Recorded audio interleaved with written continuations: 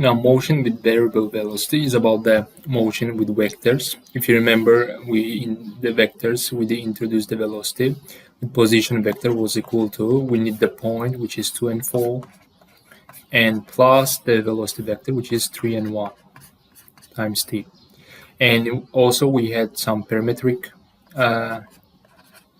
functions, parametric expression for this position vector. X will be equal to 2 plus 3t, and y will be equal to 4 plus t. So in this part, we'll be given the velocity function with respect to vectors with the x and the y axis. So to find the velocity, we will just take the derivative of the x and y separately with respect to time. And again, one more time, speed equals to just the, if it's in a vector, will be the magnitude of the velocity without direction in absolute value. So how do we calculate the length of the vector? Now let's see in problems. Question number 6. A speedboat initially at 0, 0 moves through the water with the velocity. Velocity is given here. Find the initial speed of the boat. Initial speed means at time 0. At time 0, what will be the velocity? Instead of t, we'll put 0. It will be sine of 0 is 0, so 6 and a, it's the velocity, but it's not the speed. Speed will be equal to, speed will be in a square root 6 squared plus 8 squared, which will be 10 meters per second. So the speed of the initially of the boat is 10 meters per second. Part B.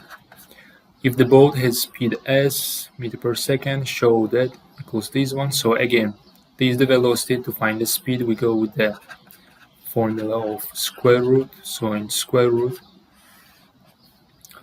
x component 6 plus 2 sine t squared plus 8 minus sine 2 sine t squared.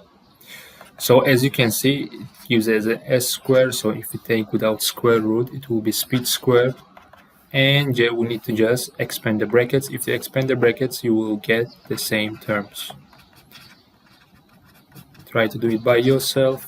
You should get the same terms. Part C. Find the highest and the lowest speed achieved by boat. So the speed formula we have here. To find the highest and the lowest, we have to use the graphic calculator. Okay, I have the decimals here. I did input. Look at here, the formula. And from here, I can find the highest point. If I press it, so it's 1.16, so it's s squared. So highest point will be square root 160. So it's a speed square of the formula. I have to go with the square root, and the lowest point will be this point, 98.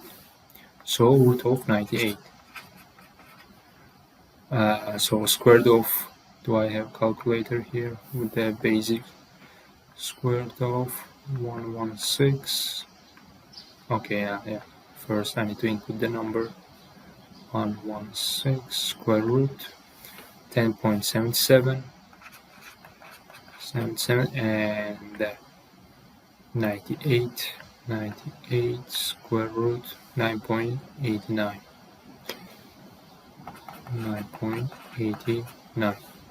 So yeah, let's move on. Part D, find the position equation of the boat.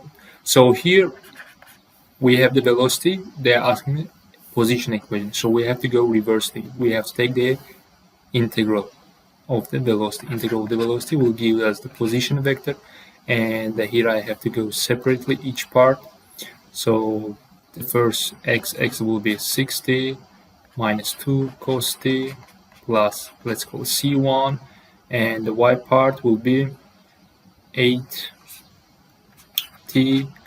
plus 2 cos t plus c2, and these each c1 and c2 we need to calculate. We know that initially it's at 0, 0.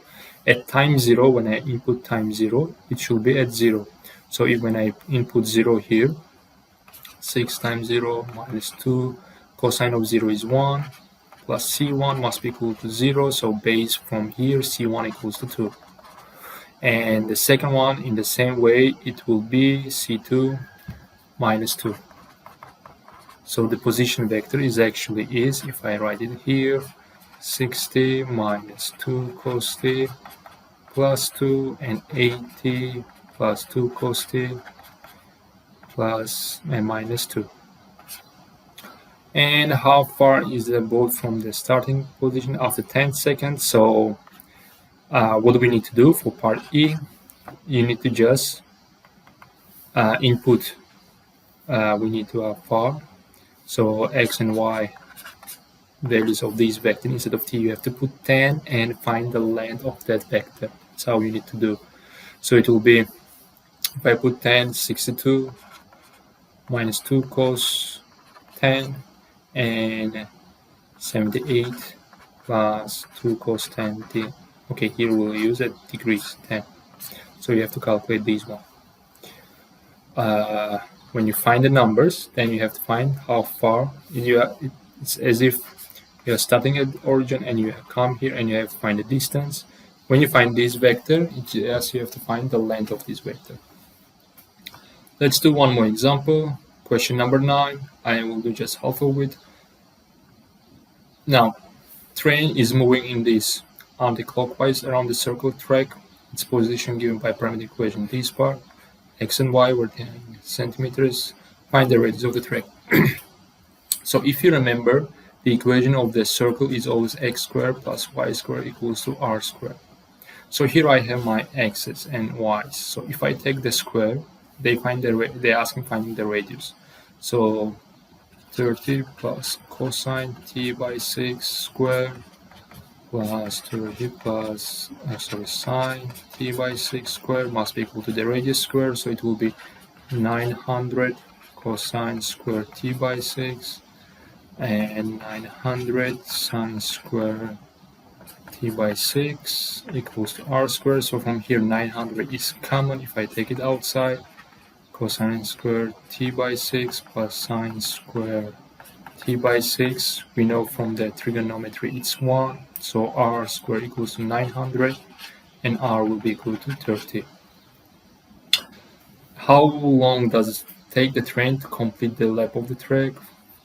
Find the velocity, find the speed. Find the time. Okay, I know how long is my track. We know it's 2 pi r, right? So it will be 60 pi. I know the length of my track. We know this speed equals to distance traveled divided by time. So I need to know speed. So I have to go reverse it from D. I don't know why they do in this way. To find the speed, I need the velocity. So let's find the velocity first. It's part C. The velocity vector will be just differentiation of the x and y.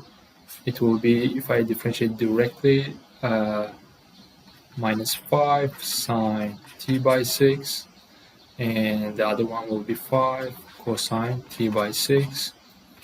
And from here, let's find the speed. Speed will be just in a square root. I can use different color. Minus 5 sine t by 6 squared plus 5 cosine t by 6 squared. Let's extend the square root and it will be our speed. So base from it 25 sine squared t, 25 cosine squared. Base again from here, sine squared plus cosine will be 1. So 25 s will be 5 meters per second. So our speed is 5. So now I can answer B. I know the speed, it's 5. I know the distance, it is 60 pi. I need to find the time. So the time will be equal to 12 pi.